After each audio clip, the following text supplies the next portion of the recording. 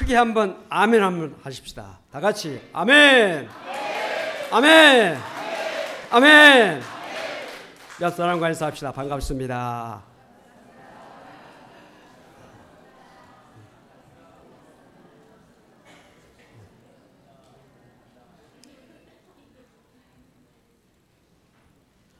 오늘 조건 없는 믿음이라는 제목을 가지고 함께 은혜를 나누고자 합니다. 사람들이 사랑하는 모습을 보면 조건이 있는 사랑을 많이 하는 것 같습니다. 당신은 왜 그 사람을 사랑합니까? 라고 물으면 예쁘니까요. 멋있으니까요. 나한테 잘해주니까요. 또 능력이 많으니까요. 그런 말을 많이 합니다. 사랑뿐이겠습니까? 인간관계도 마찬가지입니다. 네가 나에게 잘해주면 나도 너에게 잘해주겠다. 네가 나를 사랑하면 나도 너를 사랑하겠다. 네가 나에게 손을 내밀면 나도 너에게 손을 내밀겠다. 네가 나를 좋게 여긴다면 나도 너를 좋게 여기지. 이것이 조건적인 인간관계의 하나의 모습입니다. 그럼 믿음은 어떨까요? 우리가 믿음 생활하는데 조건적인 믿음 생활하는 사람들이 참 많죠. 하나님께서 이렇게 해주신다면 나는 하나님을 더 잘 섬기겠습니다. 더 하나님 앞에 감사하겠습니다. 내가 원하는 것을 이루어 주신다면 헌금도 많이 하고 전도도 많이 하고 봉사도 많이 하겠습니다. 그런데 만약에 내가 원하는 것을 하나님께서 들어주지 아니하신다면 미안합니다만 난 하나님을 그만 믿겠습니다. 그런 생각을 많이들 하고 있는 것 같습니다. 오늘 여러분들은 어떤 생각을 가지고 계십니까? 오늘 본문은 이런 조건적인 믿음을 가진 사람들에게 주신 말씀입니다. 2절 3절에 보니까 여호와께서 이르시되 내가 너희를 사랑하였노라 하나 너희는 이르기를 주께서 어떻게 우리를 사랑하셨나이까 하는도다. 나 여호와가 말하노라 에사는 야곱의 형이 아니냐? 그러나 내가 야곱을 사랑하였고 에서는 미워하였으며 그의 산들을 황폐하게 하였고 그의 산업을 광야의 이리들에게 넘겼느니라. 여기서 야곱은 이스라엘 민족을 의미합니다. 에서는 이방 민족을 의미하죠. 하나님께서는 많은 이방 나라들이 있지만은 그들 가운데서 특별히 이스라엘 나라를 사랑하셨다는 그런 말씀이 오시다. 왜 하나님께서 이스라엘 백성들에게 이 말씀을 말라기 시대에 살고 있는 사람들에게 말라기 선지를 통해서 말씀하셨을까요? 그 당시 말라기 시대에 살고 있는 이스라엘 사람들은 하나님의 사랑을 잘 알지 못하고 있었기 때문에 그들에게 하나님의 사랑을 알게 하기 위해서 이 말씀을 주신 것입니다. 하나님은 오늘도 하나님의 백성된 모든 사람들이 하나님의 사랑을 깨닫고 살기를 원하십니다. 오늘 여러분들 하나님의 사랑을 믿으십니까? 하나님 사랑하십니까? 아멘 하시 바랍니다. 하나님은 오늘도 이 강단을 통해서 하나님께서 나를 사랑하시고 계시구나 하는 것을 깨닫기를 원하신다는 것이죠. 말라기 당시 이스라엘 나라의 형편을 잠깐 살펴보면 이스라엘 백성들은 솔로몬 왕이 죽고 난 다음에 남북으로 분열됩니다. 북왕국이 남왕국이 이렇게 따로따로 설립이 됐죠. 북왕국은 722년에 아수르에게 망하고 남왕국은 586년에 바벨론에게 망합니다. 망한 이스라엘 백성들은 그 바벨론에게 포로로 잡혀서 그곳에서 70년 동안 포로 생활을 합니다. 근데 하나님의 은혜 가운데 그 바벨론이 페르시아에게 망하게 됐고 페르시아의 고레스 왕은 이스라엘 백성들에게 해방을 줍니다. 고국으로 돌아가도 좋다. 그래서 그들은 포로 생활하던 바벨론에서 떠나서 고국으로 돌아오지요. 고국으로 돌아가지고 제일 먼저 한 일이 뭡니까? 무너진 하나님의 성전을 재건하는 일이었습니다. 그런데 이 재건하는 일이 쉽지 않았어요. 사마리아 사람들이 극심한 반대를 해서 그저 일이 진척이 되지 않고 지지분해서 16년 동안 이 성전이 이루어지지 못하고 아주 진척이 되지 않은 가운데 있었습니다. 그런데 하나님께서는 학개와 에스라를 통해서 그들을 통해서 그 하나님의 성전이 잘 재건될 수 있도록 조치를 해 주십니다. 자, 하나님의 성전이 이제 재건되었으니 믿음 생활 열심히 해야지요. 그런데 믿음 생활이 제대로 되지 않습니다. 믿음이 식어서 열심히 없어지고 나태하게 됐습니다. 무기력하게 됐습니다. 그리고 하나님의 사랑을 의심하기 시작했습니다. 하나님의 사랑을 깨닫지 못하고 의심하기 시작했어요. 오히려 더 나아가서 하나님이 우리를 사랑하지 않는다는 생각까지 하게 됐습니다. 하나님께서 우리를 사랑하신다는데 왜 우리나라가 망했습니까? 하나님께서 사랑하신다는데 왜 우리가 포로로 잡혀갔습니까? 하나님께서 우리나라를 사랑하신다는데 왜 우리나라가 가난합니까? 왜 우리나라가 이런 병이 들고 어려움이 많습니까? 하나님께서 과연 우리를 사랑하신다는 말씀이 맞습니까? 라는 생각을 하고 있었던 것입니다. 그 사랑을 한번 입증해 보세요. 그 사랑을 한번 우리에게 보여주세요. 오히려 하나님을 향해서 도전했습니다. 여러분, 사랑의 확신이라고 하는 것은 참 중요한 것입니다. 여러분, 가정생활에서 가정생활을 이끌어가고 지탱해 나가는 것이 무엇입니까? 사랑 아닙니까? 남편이 나를 사랑한다는 그 사랑 확신 때문에 날마다 헌신적인 삶을 주부들이 살고 있지 않습니까? 아내가 나를 사랑한다고 하는 것 때문에 직장생활, 사업 열심히 하고 가정을 부양하기 위해서 애쓰지 않습니까? 그 사랑의 확신이 없다면 가정이 더 이상 지탱될 수가 없습니다. 여러분, 우리가 자녀들을 기릅니다마는 우리가 자녀들에게 때로는 호된 야단을 치기도 하고 더 나가서 매를 때리기도 합니다. 그런데 자녀들이 한 가지, 우리 부모님이 나를 세상에서 가장 사랑한다고 하는 그런 확신이 있는 자녀들은 부모가 자기에게 아무리 호된 야단을 쳐도 삐뚤어지지 않습니다. 반발하지 않습니다. 도전하지 않습니다. 왜? 부모님이 나를 사랑하고 잘 되라고 하는 것이다 하는 것을 알기 때문에 그런 것입니다. 그러나 부모가 사랑을 보여주지 못하고 사랑을 느끼게 하지 못하는 가운데 야단을 치고 매를 때려보세요. 반발합니다. 우리 아빠는, 우리 엄마는 나를 사랑하지 않는가 봐. 이런 생각을 하기 때문에 그런 것입니다. 믿음 생활도 마찬가지입니다. 하나님의 사랑을 깊이 깨닫고 그 사랑을 확신한 사람은 믿음 생활을 하다가 어떤 어려움이 와도 낙심하지 않습니다. 흔들리지 않습니다. 요동하지 않습니다. 믿음 생활을 계속해서 나갈 수가 있습니다.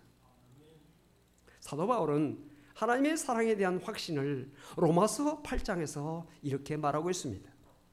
내가 확신하노니 사망이나 생명이나 천사들이나 권세자들이나 현재이나 장래이나 능력이나 높음이나 기쁨이나 다른 어떤 피조물이라도 우리를 우리 주 그리스도 예수 안에 있는 하나님의 사랑에서 끊을 수 없으리라. 누가 우리를 그리스도의 사랑에서 끊으리요? 환난이나 공고나 박해나 기근이나 적신이나 위험이나 칼이랴. 어떤 것도 나를 하나님의 사랑에서 끊을 수 없다. 심지어 내 목에 칼이 들어와도 나는 하나님의 사랑에서 끊어지지 않고 나는 하나님을 섬기겠다고 하는 것이 사도 바울의 고백이옵시다. 오늘 사랑하는 성도 여러분들에게도 이런 사도 바울의 고백 같은 고백이 있게 되시기를 주 이름으로 축원합니다. 이 확신만 가진다면 예수 믿다가 환난을 당해도, 예수 믿다가 어려움을 당해도, 예수 믿다가 핍박을 당해도, 예수 믿다가 굶주려도, 예수 믿다가 헐벗어도, 예수 믿다가 병들어도, 예수 믿고 위험을 당해도, 예수 믿다가 죽음 앞에 우리가 섰다 할지라도 믿음을 떠나지 않습니다. 신앙생활 하다가 넘어지는 이유, 신앙생활 하다가 낙심하는 이유, 신앙생활 하다가 하나님을 떠나는 이유, 신앙생활 하다가 하나님을 등진 이유가 어디 있습니까? 하나님의 사랑을 확신하지 못하기 때문에 그런 것이다. 초대교회 성도들이 극심한 박해를 받고 어려움을 당하면서도 끝까지, 심지어 순교의 자리까지 가면서도 믿음을 버리지 않았던 것은 하나님의 사랑에 대한 확신이 그들에게 있었기 때문이옵시다. 하나님의 사랑은 어떤 사랑입니까? 성경 두 구절만 든다면 요한복음 3장 16절 하나님이 세상을 이처럼 사랑하사 독생자를 주셨으니 이는 저를 믿는 자마다 멸망치 않고 영생을 얻게 하려 하심이라. 하나님이 세상을 이처럼, 어떤 번역에는 극진히 사랑하셔서 독생자를 주셔서 십자가 달려 죽기까지 하면서 우리를 사랑하셨다고 하는 그 사랑을 요한복음 3장 16절은 말씀하고 있지요. 또한 로마서 5장 8절에 우리가 아직 죄인 됐을 때, 우리가 아직 죄인의 신분으로 있을 때, 우리가 정말 주님을 알지 못하는 죄악된 길을 가고 있을 때 그리스도께서 우리를 위하여 죽으심으로 하나님께서 우리에게 대한 자기의 사랑을 확증하셨느니라. 여러분, 의인이고 착하고 잘하고 하는 사람을 위해서는 어떤 것도 우리가 헌신할 수 있고 잘해줄 수 있지만은 너무 잘못되고 너무 보잘것없고 정말 소망이 없고 정말 저 사람은 어찌할 수 없다고 하는 그런 사람을 사랑한다고 하는 것은 쉬운 일이 아니지 않습니까? 멸망에 처하고 도저히 소망이 없고 희망이 없고 이제는 어떻게 할 수도 없는 그런 사람들을 구원하시기 위해서 예수님께서 이 세상에 오셔서 십자가 달려 돌아가신 그 크신 사랑을 베풀어 주셨는데, 이 크신 사랑을 우리가 느끼고 산다면 우리 믿음 생활의 흔들림이 없어야 된다는 말씀이 옵시다.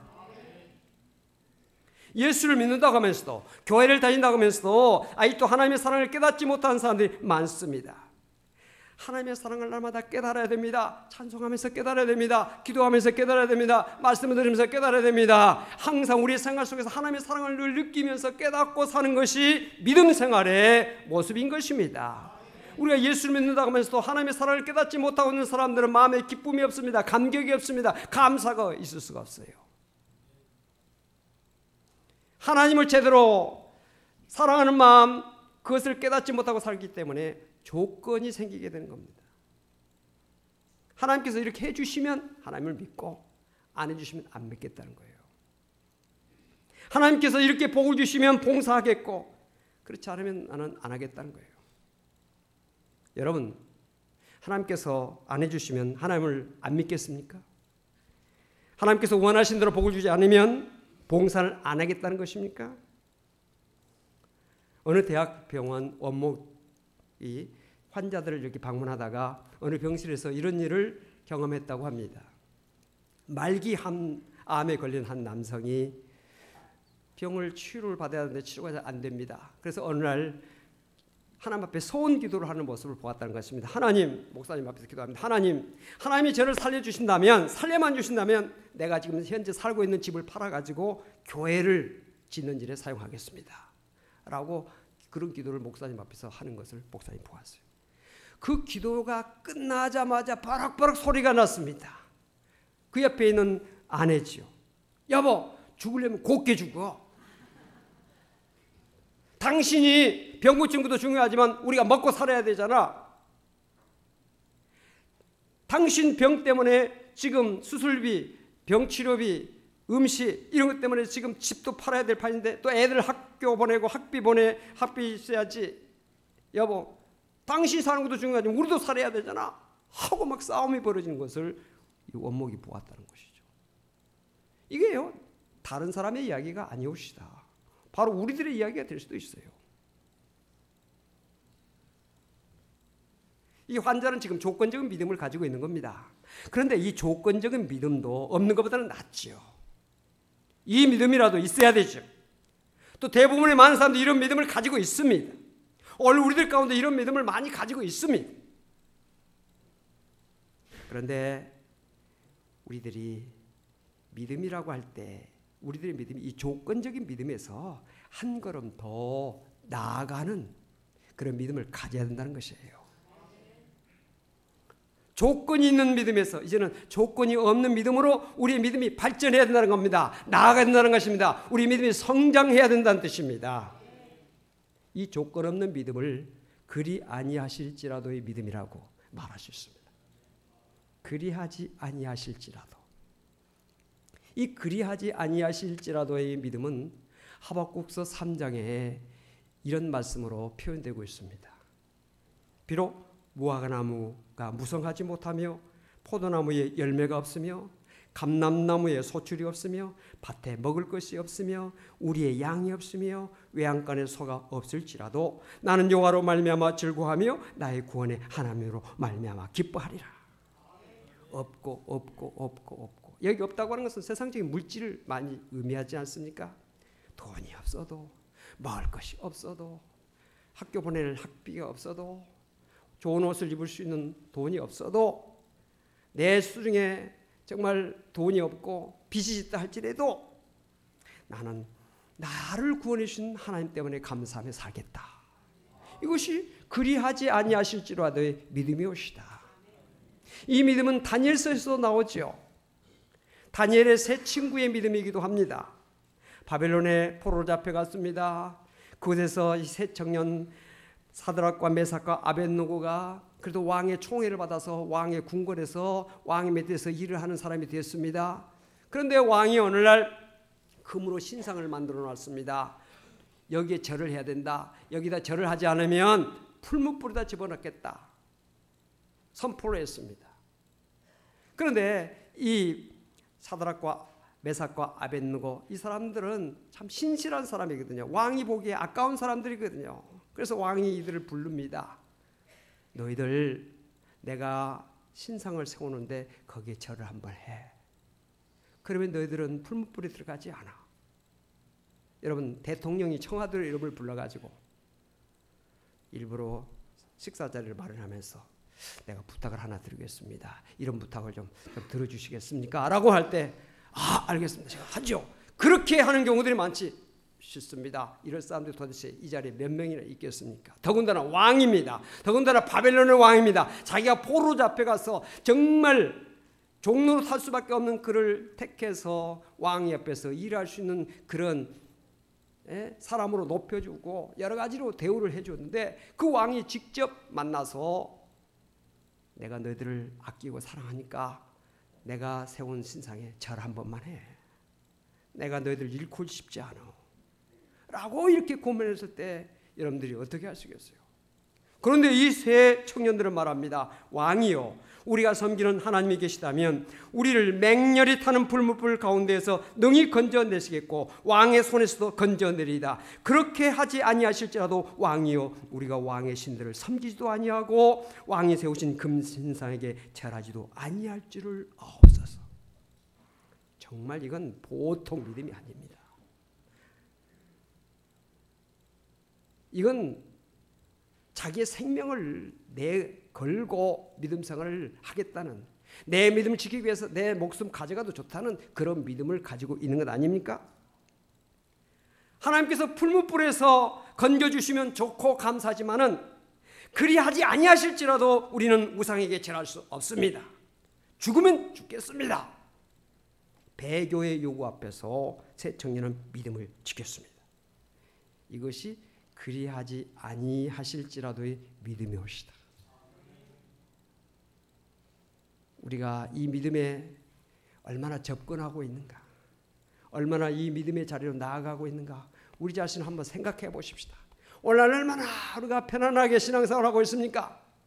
교회 문이 언제든지 열려 있습니다. 언제든지 기도할 수 있습니다. 언제든지 텔레비전 켜면은 설교를 들을 수 있습니다. 언제든지 우리가 서점에 가서 기독교 서적을 볼 수가 있습니다. 기독교가 박해를 받지 않고 있습니다. 자유롭게 신앙생활을 할 수 있는 이때에도 오늘 우리가 나태하게 산다면, 우리가 오늘도 주님 앞에 나와 예배드리는 것을 우리가 등한히 한다면 얼마나 부끄러운 일입니까? 역사 앞에서, 하나님의 말씀 앞에서, 이들의 이 순교자들 앞에서, 이들의 이런 귀한 믿음 앞에서 얼마나 우리가 정말 부끄러운 모습입니까?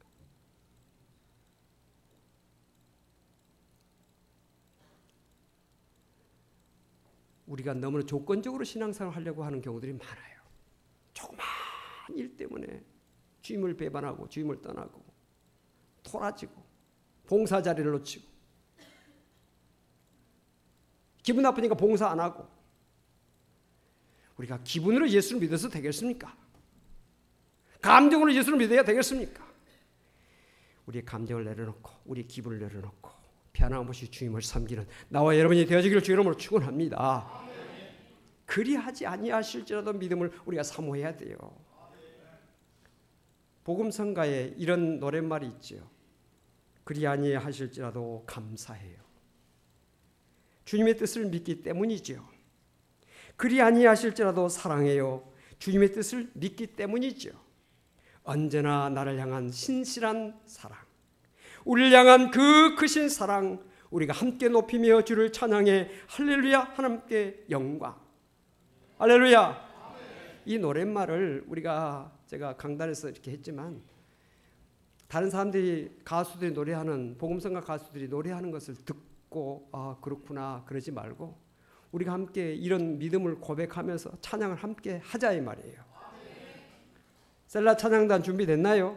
앞으로 나오시기 바랍니다. 우리 오늘 신나게 한번 찬양 한번 합시다.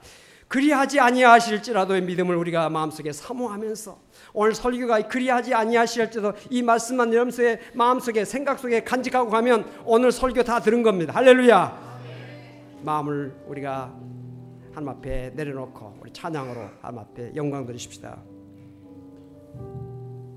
우리도 그런 믿음 기대하고 그런 믿음 허락하시길 간절히 바라는 마음으로 그리 아니하실지라도 박수 치면서 신나게 힘차게 찬양하겠습니다.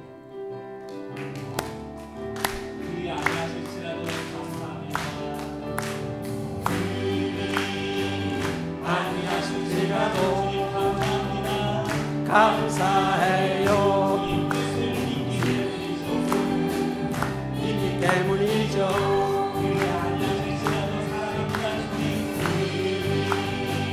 아니하실지라도 사랑해요. 때문이죠. 언제나 나를 향한 신실한 사랑,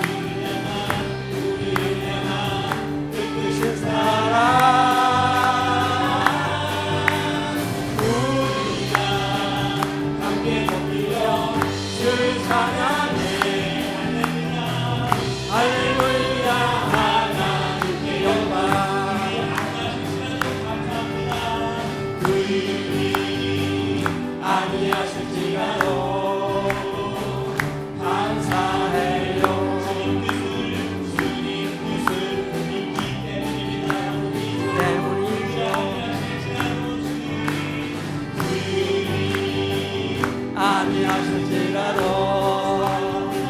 사랑해요.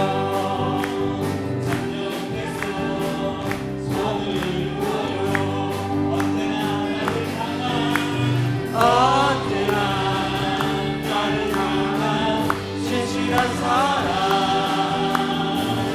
우리를 향한 이끄신 사랑,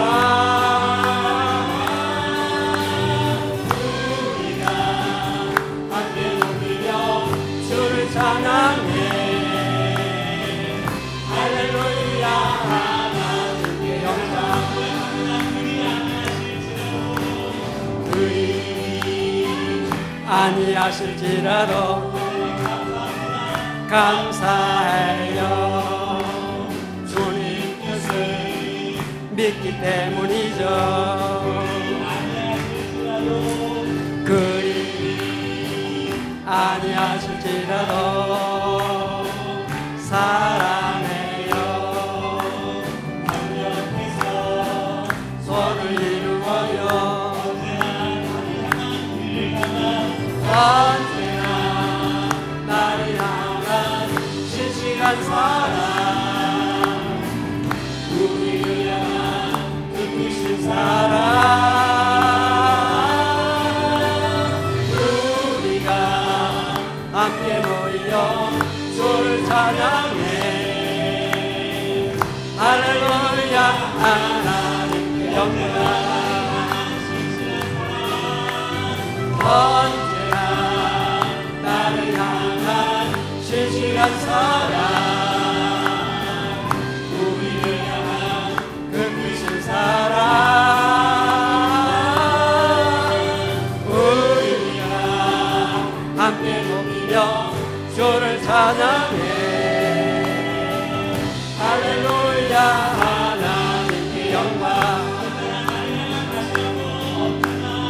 언제나 나를 향한 진실한 사랑 우리를 향한 그 크신 사랑 우리가 함께 높이며 주를 찬양해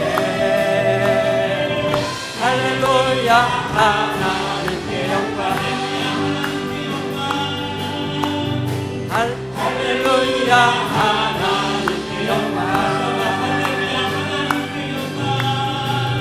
할렐루야 하나님께 영광 할렐루야 하나님께 영광의 박수를 올려주십시다. 우리 셀라 찬양단 수고를 참 많이 하고 있는데요. 이런 기회를 통해서 우리 박수로 또 한번 격려합시다.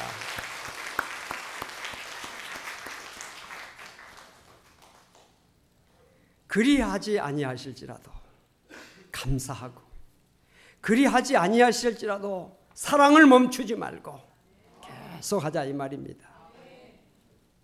신앙생활 하다가 어려움을 왜 안 당하겠어요? 신앙생활 한다고 다 건강합니까? 다 잘 됩니까? 모든 일 형통합니까? 안 될 수도 있어요. 그렇다고 우리가 낙심할 필요가 없어요. 왜? 우리를 향한 큰 사랑이 있기 때문에 우리는 그 사랑을 의심하지 않고 있기 때문에 우리 하나님은 이런 모든 것을 통해서 합력하여 선을 이루시는 하나님이라는 사실을 알기 때문에 낙심하지 않은 겁니다. 감사할 수 있는 겁니다. 그래서 우리 성도들은 범사에 감사하는 겁니다. 모든 일이 감사한다는 거지요. 사랑하는 성도 여러분, 정말 여러분들 이 땅에 살면서 하나님의 은혜를 늘 깨닫고 한순간도 잊지 말고 감사하며 사는 성도가 되어지기를 바랍니다. 의심하지 마세요. 하나님의 사랑을 의심하지 마세요. 말이라도 하나님께서 나를 사랑하실까? 정말 하나님 나를 사랑하신 건 맞아? 말이라도 그런 말 하지 말자 이 말입니다. 나는 하나님의 사랑을 믿어요. 하나님의 사랑을 믿어요. 나를 향한 하나님의 사랑은 변함없는 사랑임을 나는 믿어요. 라는 고백을 우리는 해야 될 줄로 믿습니다. 여러분, 은혜 안에 사는 사람들은 조건적인 믿음이 아니라 조건이 없는 믿음을 가지고 사는 겁니다. 은혜 안에 사는 사람들은 하나님의 은혜가 나를 지배하는 삶을 사는 겁니다. 오늘도 하나님의 은혜가 여러분들 지배할 수 있기를 바랍니다. 여러분들 장악할 수 있기를 바랍니다. 어떤 순간에도 은혜 바깥에서 사는 자가 아니라 은혜 안에 사는 자가 되기를 원한다 이 말입니다. 하나님의 은혜 가운데 사는데 무슨 조건이 필요합니까? 하나님의 은혜 가운데 산다는데 무슨 이유가 필요합니까? 무조건 감사해야죠. 따라서 합시다. 무조건 감사하자.